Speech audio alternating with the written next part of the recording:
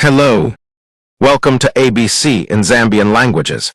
Today you will learn about modes of transport. Are you ready? Modes of transport. Njira zoendera. Car.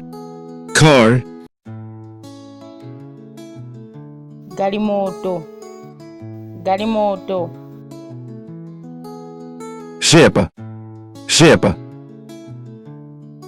Stima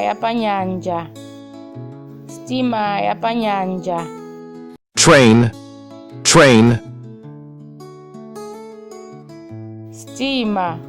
Stima.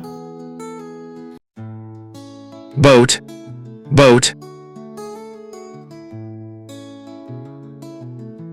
Ngalawa.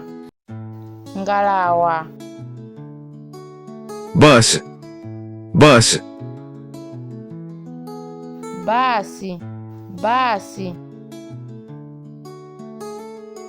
Bicycle. Njinga. Motorcycle. Njinga ya moto. Aeroplane.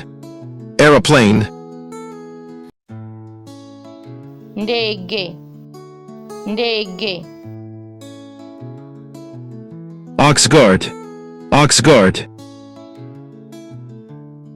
Gareta. Let's keep learning together.